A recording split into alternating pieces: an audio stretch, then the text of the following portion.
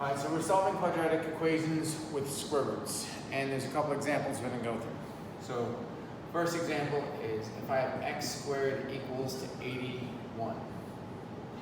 So if x squared is equal to 81, what I need to do is I need to get x by itself.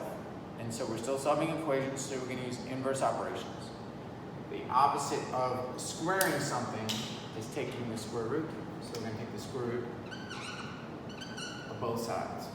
So I'm going to end up with x is equal to plus or minus 9. Plus 9, positive 9, or negative 9. The reason it's plus or minus 9 is because I'm squaring x. So if I had 9 squared, that would give me 81. Or if I had negative 9 squared, that would also give me 81. And since x is the variable, the thing I don't know if it's positive 9 or negative 9, so I have to put both possibilities there. So we write x is equal to plus or minus 9, saying the answer is either x equals positive 9 or x equals negative 9. All right, we have another one, x squared minus 8. So this is example number 2, equals 16. And so we're just going to set this up. So what I need to do is use inverse operations to solve. And so I'm going to move 8 to the other side by adding 8. And I get x squared equals 24.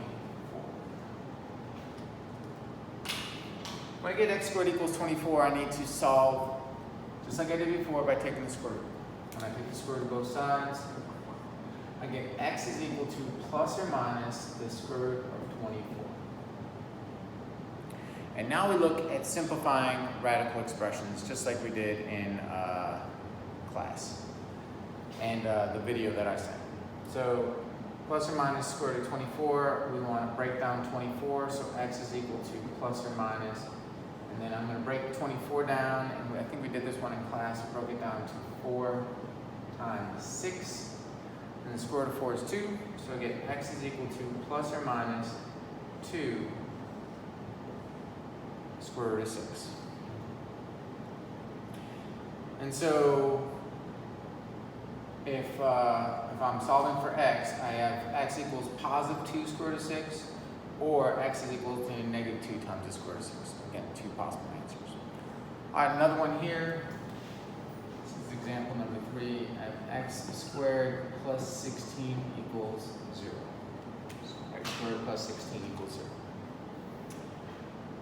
So again, I want to get x squared by itself.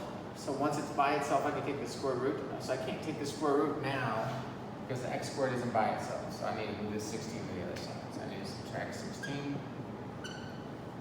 X squared equals negative 16. And now I just want to solve.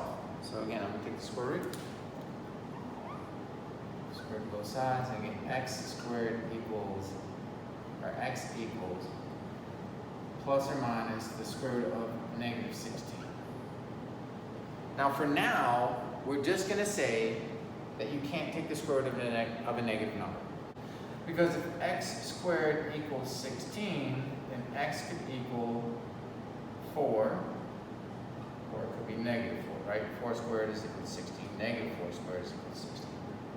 But there's no number that I can multiply by itself, because a positive times a positive would be positive, a negative times a negative would be positive. So when we get in a situation like this, we just say, for now, we're going to say there's no real solution. Now there are imaginary numbers and also numbers called complex roots that could be the answer here. But for now, we're just going to say there's no real solution. We'll talk about non-real numbers at another point. All right, we got a couple more. We're going to try up here. X plus 3 squared equals 23. Well, the x plus 3 is in parentheses, and I'm squaring the whole thing. So in order to undo that, I need to take the square root. So I take the square root of both sides. And so we get x plus 3 equals plus or minus the square root of 23. Now, 23 is a prime number, so we can't break it down like we did before. So what I need to do is get x by itself. So notice it says x plus 3. Well, in order to move 3 to the other side, we need to subtract 3 from each side of the equation. So the answer is x equals negative 3 plus or minus the square root of 24. And that's it. So the answer is x equals negative 3 plus the square root of 23, and the other answer is x equals negative 3 minus the square root of 23. All right, let's take a look at the next one. Again, we're solving an equation. There's a lot going on.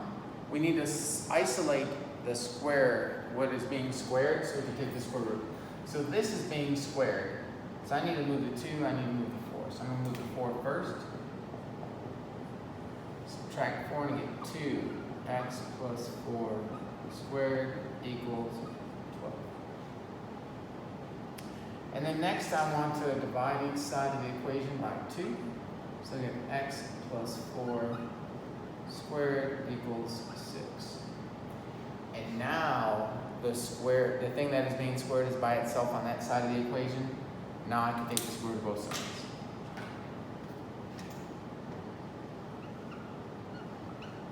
And so I get x plus 4 equals plus or minus the square root of 6. And now I still need to get x by itself, so now I'm ready to move 4 to the other side by subtraction. Subtract 4 from each side of the equation. X equals negative 4 plus or minus the square root of 6. All right, we got a couple more. These are our last two examples. We have x squared minus 64 equals 0. Again, if you can solve this, pause it, try to solve this on your own. I'll give you a second. All right, hopefully you work through that problem. We're going to add 64 to both sides of the equation. So get x squared equals 64. And now I'm going to take the square root of both sides. So I get x equals plus or minus 8. So I have x equals 8 or x equals negative 8 are my two possible answers. All right, we're going to solve this last one, and it is, this is being squared. So we need to move the 2 to the other side, divide each side by 2. So x plus 3 squared equals 36. And now I'm just going to solve. Take the square root of both sides. So get x plus 3 equals plus or minus the square root of 36. Well, the square root of 36 is 6. Well, now what do I do? Well, I have two different things happening here. I have x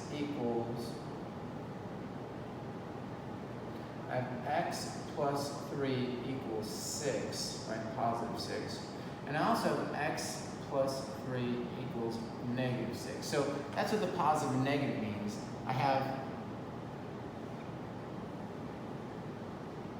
two different things happening here. I have x plus 3 equals positive 6, which I have here, and x plus 3 equals negative 6, which I have here. Still subtracting 3 from each side, so I get x equals 3. And here I'm subtracting 3 from each side, and I get x equals negative 9.